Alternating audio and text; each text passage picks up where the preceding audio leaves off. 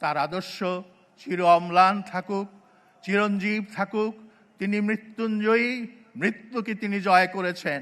তার 3টি উক্তি, অমর বাণী, আমরা চিরকাল মনে রাখব। যতদিন বেঁচে থাকি ততদিন মনে রাখব। 1, দেশের বাইরে আমাদের বন্ধু আছে, প্রভু নেই।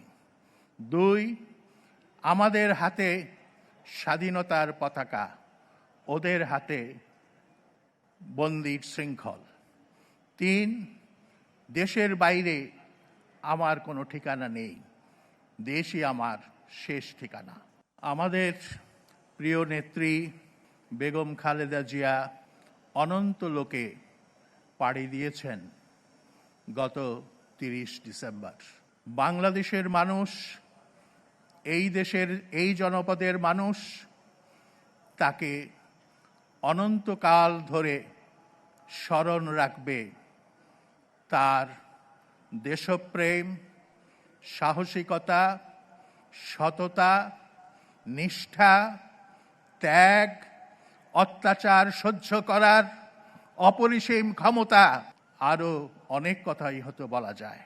তিনি এই দেশকে ভালোবাসতেন, এই জনপদকে ভালোবাসতেন এদেশের তৃণলতা, ফুল, পাখি এবং পানি। এই পানির জন্য তিনি সংগ্রাম করেছেন।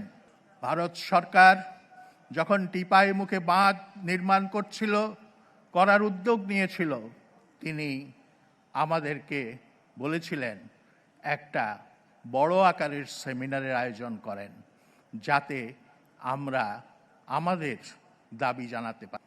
এই মন্ত্রগুলো তিনি দিয়ে গেছেন, আর এই মন্ত্রগুলো ধারণ করলেই তার দল এবং এই দেশ রক্ষা পাবে, অন্যথায় রক্ষা পাবে না। এখানে কথা উঠেছে তার মৃত্যুর মধ্য দিয়ে সময়ের সমাপ্তি ঘটেছে। আমি তা মনে করি না।